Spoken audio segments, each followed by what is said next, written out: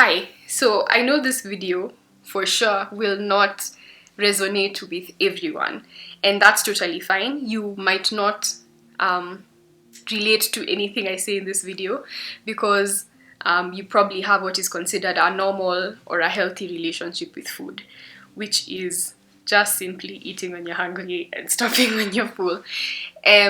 So that's totally fine. Maybe it will give you some context that you might be curious about. It might help you understand someone who has a similar relationship as me, but I totally understand if this entire video doesn't make sense to you. But also, I recognize that if this video does resonate with you, it might be potentially triggering because I might bring up binge eating, dieting, weight gain, weight loss, and just issues around food and weight and dieting. And I know those are topics that can be very triggering for people. So I also understand if you would want to log off at any point. Those are my disclaimers for this video. So we can go ahead into it. Now, initially, I was going to wait to do this video in like June, July, or maybe May, when I think I'd be in a successful position, so that this video is a success story of me having broken free from emotional eating.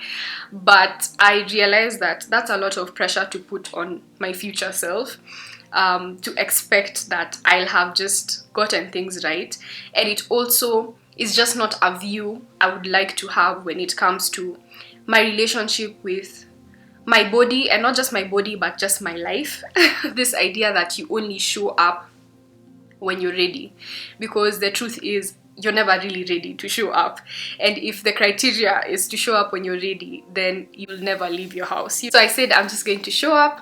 I'm going to talk about where I am because I can only refer to the present moment, and so I'll be speaking from the heart, and I hope I'm coherent, and I do ask for sensitivity because it is a sensitive topic to me. If you don't have any context, and maybe this is the first video you're finding on my channel, I did an 8-week wellness challenge, and I have a vlog on that I'm going to link above.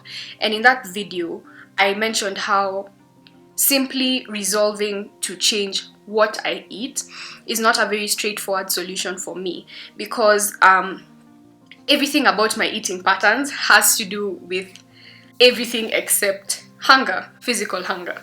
So just saying that I'm going to eat more veggies and drink more water it's not that straightforward.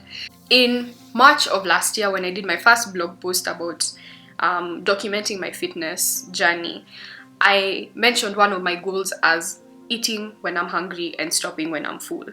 And I didn't realize that that was such a big goal, because that's the way your body works, like, yes, there's more to food, the social aspect and all of that, but at the bottom line, hunger is a physiological experience, and so eating is a response to that. But it's a goal, an aspiration for me. And so I don't know how I found the book Breaking Free from Emotional Eating by Geneen Roth, but I'm really grateful because it has changed my perspective on things and made me dig deeper on a lot. So maybe just to give some idea of what emotional eating is, she puts it in a really good way. She says, everyone eats sometime during their lives because food is available and it tastes good and they don't know what else to do or how to deal with their feelings. The difference between them and you is that they don't punish themselves for hours or days afterward. So I think that's a good description of what emotional eating looks like.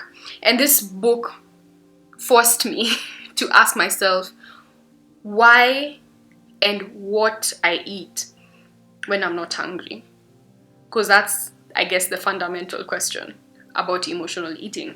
She talks about compulsive eating, and I'm a part of a club she calls the Clean Plate Club, and members of the Clean Plate Club have been taught from a young age to finish what's on their plate, and it could be for one reason or another. It could be, oh, there's someone who's dying of hunger, so it's wasteful to not finish your food. Or it's rude, you're at a family, at your relative's house or a friend's place, and they've offered you food, you can't turn it down, because traditionally that is an insult to the host. Or it's a trade-off, like you can only go and play with your friends after you finished your food on your plate. So whichever of those was the reason, it stuck and it sunk in when I was young. So obviously you will most likely eat or overeat depending on the portions that are put on your plate. And Geneen at some point in the book has a conversation with a guy she's on a date with, where he brings this up, where she asks him, why are you still eating if you're full? And he says, because leaving food on the plate is wasteful. He defined waste as anything that's squandered or misused, anything that's left over that really could be used by the person who is leaving it over. And I really like how she came for his neck, because this was her response. Now I know some people might not agree with it, but I think it was a little comforting, eye-opening, and an interesting perspective. She says, you are often not in control of the size of your portions or how hungry or full you are at a given point. If you're at a restaurant or someone's house, the portions you receive may not be synchronous with your hunger. When you finish all your food all the time without regard to your body, which is, after all, what you are feeding, that's compulsive. Compulsive is when you are driven to do something that is out of touch with the present situation. You give up your choice, and then you relinquish responsibility for your weight, because when you eat more than your body needs, it is like squandering. It's the food, it turns the food to fat. Fat is excess, and isn't that, according to your definition, waste? This book is obviously, from the title, about emotional eating, but it's really, the big picture is about trust. It's about trusting your body.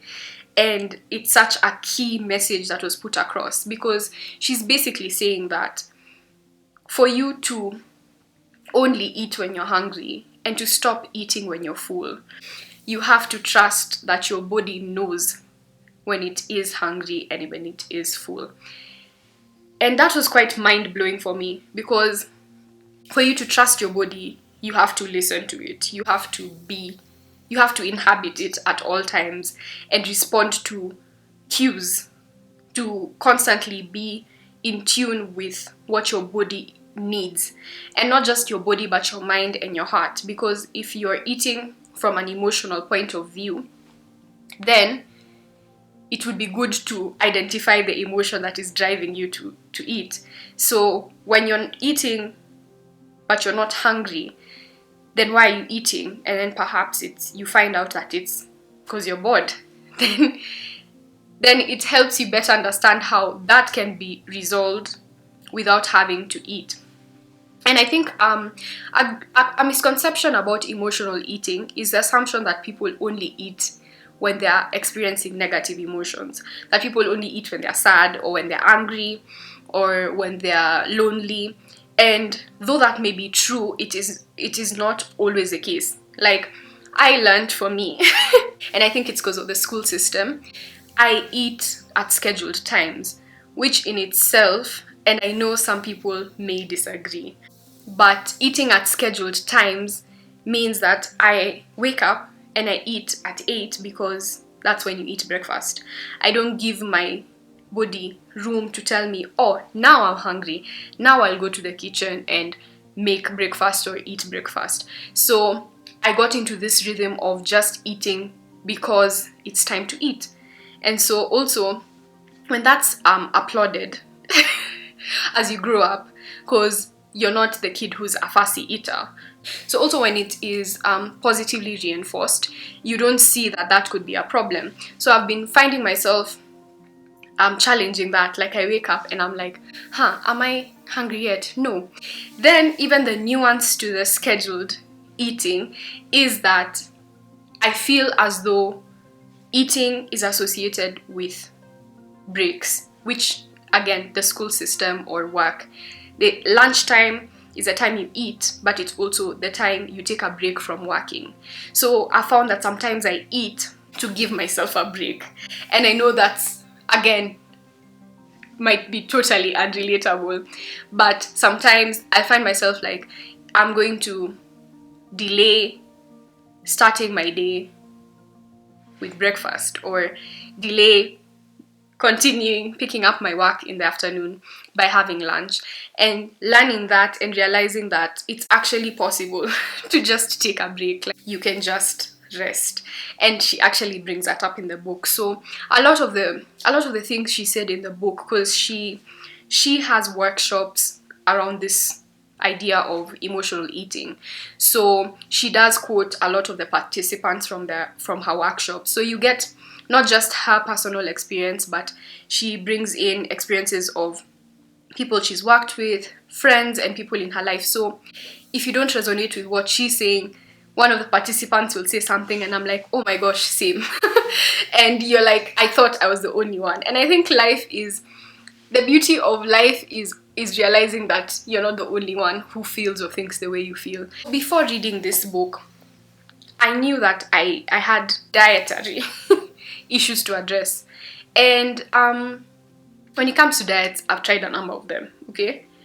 Atkins, keto, paleo, Mediterranean. Even the blood type 1 looks a little interesting. But the thing about most nutrition programs or diets is they address this idea of eating, of hunger, satisfaction to some extent. And sometimes also there's an accusatory tone to why you're not being successful. And that's a whole discussion in and of itself. But it's more of you eat badly because you lack discipline. And I think that's such a very sweeping statement. And it's very also harmful for many people who are not aware of the complexity of their relationship with their body and with food. And so I didn't find books or platforms or avenues that have this nuance. And so I'm glad I found it now, but it could have helped me a lot earlier to think through my actions and probably inhabit my body a lot sooner, but we're here now. It's never too late. I think I've been telling myself more and more that you did the best you could with the tools you had at the time. So no regrets, okay? No regrets. So I read the book in March, and I read it quite slowly with a few friends. Hey friends, if you're watching, hello. Anyway, so I buddy read this with two of my friends, and we had conversations around it. And I took it slow, one chapter a day, highlighting, taking down notes, and I created like an emotional eating journal so that I can log meals here and there, not in a very you must log in every meal and ask yourself these questions, but I have a database of everything I gathered from this book that I will slowly and gradually be taking from, journaling prompts, things to reflect on, quotes I liked, and actionable steps. And so I've been using a lot of the tools from the book since then. This book asks you to track your eating based on so many questions, so many variables, like, was I hungry before I ate? If yes, how hungry on a scale of 1 to 10? If not, why did I eat anyway? What did I eat? Did I want to eat what I actually ate? Did I want to eat it because it hummed to me or it beckoned to me? And that's basically, is it something that I was craving, like actually craving, or I just saw it and so because it was available, I ate it? Where did I eat? Who did I eat it? Who did I eat with? Was I distracted while I was eating? How did I feel during and after eating? Was I full afterwards? How full was I? That's honestly quite the summary of all the questions that come up in the book. And I'm sure someone is watching and they're like, gosh, isn't that a bit much? Like tracking all of that and being hyper aware of all those micro details. And I mean, probably, again, if you feel that way, then you probably don't need that much reflection, but I found that extremely necessary for me, because it's so easy to be absent-minded in everything you do. The context in this book is about eating, but the mindfulness that she asks you to employ can apply across your entire life, just everything you do. Why are you doing it? Do you really want to be here? You know, and it makes you just shake your entire foundations, and it moves you from who you think you are to who you really are. Like this presence, this being here right now, being aware, and awareness just changes everything. Because also with awareness, you kind of take away the self-judgment. She asks you in one of the quotes that I'm going to talk about, like, to just assume that everything you do is logical. Then now let's inspect. Then why do you do it? So when you remove the self-judgment and just analyze how you navigate existence, what are you doing? Why are you doing it? I think it's a very interesting approach to living, because it is present, it's mindful, and it's mind-blowing. Because the more you trust your body, your gut, your heart, yourself, then the more true to what you really want and need you are, and the more honest you are with other people, because you've stopped lying to yourself. So you can't lie to other people. You have no choice but to be honest. And I think that honesty is a very crucial pillar to existence. So, well, to my existence. I don't think this book will cure your emotional eating, but I am recommending it to whoever might want to check it out. You might not, again, 100% agree with everything she says, but I think go into it with an open mind. She does give you some tools, but I think with anything, it's your choice whether or not to implement any action points. I think this is the kind of book I would recommend to someone on a wellness journey, like a physical wellness journey. I think it's the perfect pairing to now the work, the actual work, the discipline, the exercising, the nutrition program that's telling you what to eat. So this is now a nice accompaniment to just question everything you're doing a little deeper, so that you have a more holistic approach to the decisions you're making. And you might even find that after reading this book, you don't give a hoot about eating healthy, and that's fine. You know, like maybe it's more about this fantasy self or this ideal self who is supposed to care about their health, but you don't. I think also it's about giving yourself room, again, to be honest with yourself, even though what is true might not be what is often socially praised, accepted, or portrayed. Yeah. So I want to wrap this up with 5 quotes that stuck with me from the book. And so the first is, a balance exists, however, between not depriving yourself of the food you want when you are hungry and using food to make up for all the other ways you feel deprived. When you find yourself doing something that doesn't seem to make sense, assume that it does. Then ask yourself what you are trying to do or say by your actions. How is what you're doing helping you? What is it saying for you? And then, the third one. Breaking free from emotional eating is also breaking free from preoccupation with the future. It demands that you be aware of what you are doing now. It forces you to examine, by the very question it asks, the ways in which you rush through your meals and your days in perpetual pursuit of moments that may never arrive. This book and thinking through my relationship with food and ultimately with my body is shaping and molding how I continue to move through my journey. And it's important for me to say that I will change my opinions, I will change my ideas. But after the 6+ weeks of thinking through these things, reflecting, journaling, I'm pretty certain that where I am now, I'm not going to diet. I'm never going to diet again. No matter how scientifically backed a diet is, I want to be more mindful, more intuitive, and the truth is, like, we all know, I think all of us know what our body needs if we let our bodies tell us that. And if you don't, obviously you can always consult a professional to help you figure those things out.